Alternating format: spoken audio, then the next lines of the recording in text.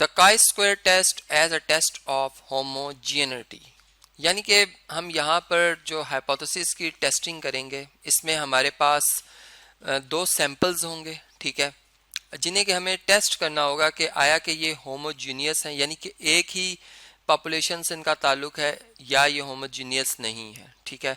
तो इसके लिए इसको चेक करने के लिए हम एक सिचुएशन यहाँ पे ऐसा से बना रहे हैं, ठीक है, कि इसमें हमने एक सर्वे किया या एक ये डाटा कलेक्ट किया है इन अ सर्टेन कम्युनिटी, ठीक है।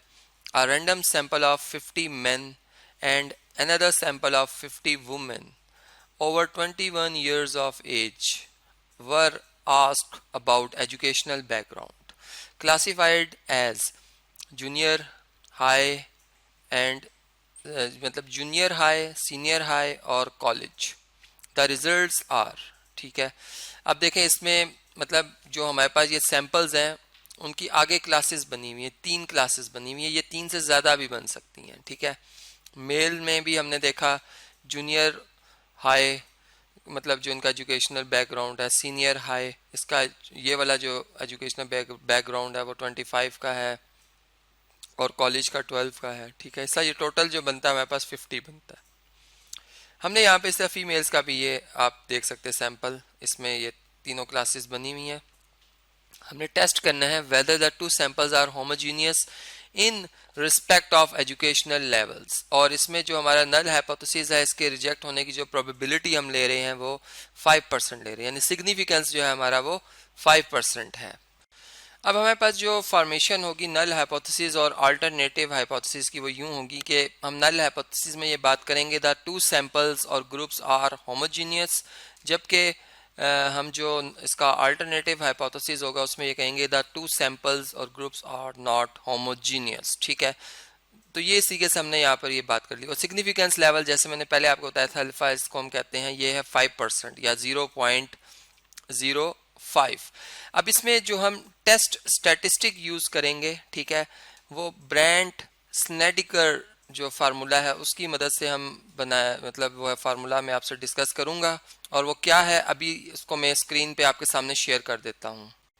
जी स्टूडेंट्स, ये आप देख सकते हैं कि इसमें जो टेस्ट स्टैटिस्टिक है वो हम यहाँ से ये देख सकते हैं कि ये chi square is equal to n square divided by a b, और ये जो भी है इसका प्रोडक्ट दिया जाएगा किसके साथ, इस सम के साथ, ठीक है।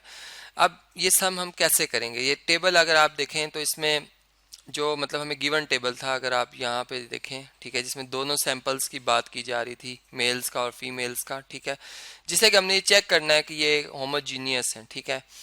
अभी देखें इसमें हमने क्या किया है कि जो टोटल है इनका कॉलम टोटल यहाँ पर आ रहा है, ठीक है, और ये रो टोटल आ रहा है, ठीक है। इसको मैं ये जो ए आई है ये इस स्पेसिफिक सेल में जो ये वैल्यू लिखी हुई है इसको रिप्रेजेंट कर रही है, ठीक है।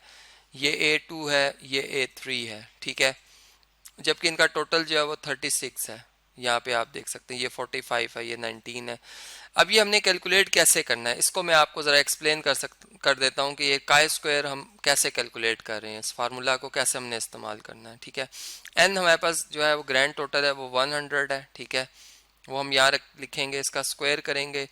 ए और बी ये हमारे पास मेल टोटल मेल्स की तादाद है 50 ए है, जबकि सैंपल 2 में जो टोटल तादाद है फीमेल्स की वो कितनी है, वो बी है, ठीक है, वो है 50।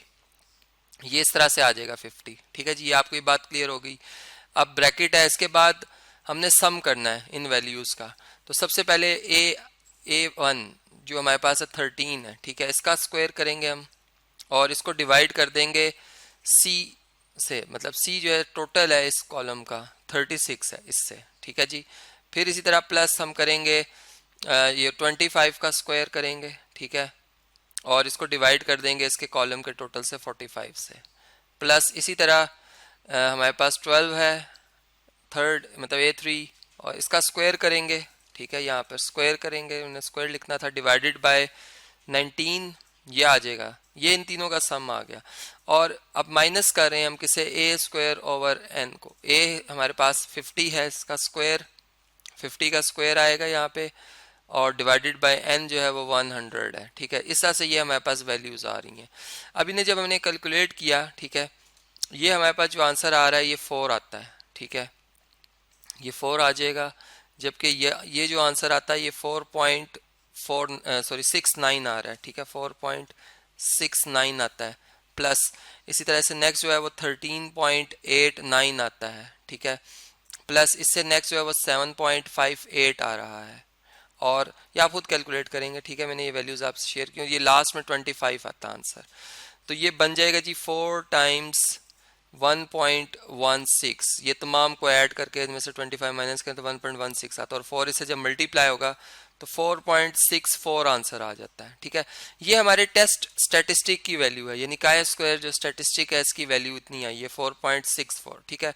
अब फॉर क्रिटिकल रीजन हम इसको कैसे डिफाइन करेंगे, मैं अभी आपके सामने क्रिटिकल रीजन को एक्सप्लेन कर देता हूँ जी। यहाँ पे आप देख सकते हैं कि जो हमारा टेस्ट स्टैटिस्टिक है, अगर इसकी वैल्यू ये critical value of chi square जो कि हम सिग्निफिकेंस लेवल जो ले रहे हैं वो हम यहाँ पे रख रहे हैं 0.05 या 5%, जबकि न्यू जो हमारे पास डिग्री ऑफ फ्रीडम है वो 2 है। चूँकि इसमें हमने बात जो की है वो हमने एक सैंपल के 3 पार्ट्स किए थे, 3 क्लासेस बनाई थी, ठीक है।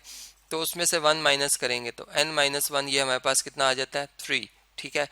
तो देखें इसकी वैल्यू जब हमने टेबल में चेक की है, ठीक है, क्रिटिकल वैल्यू के लिए हम टेबल चेक कर रहे हैं, ठीक है, डिग्री ऑफ फ्रीडम 2 पे और सिग्निफिकेंस लेवल 0.05 पे या 5% पर, ये 5.991 आती है, ठीक है, 5.991 आती है, जबकि हमारे स्टैटिस्टिक की वैल्यू जो है वो इससे लेस है, इससे ग्रेटर नहीं है। इसका मतलब ये क्रिटिकल रीजन में फॉल नहीं कर रही, ठीक है।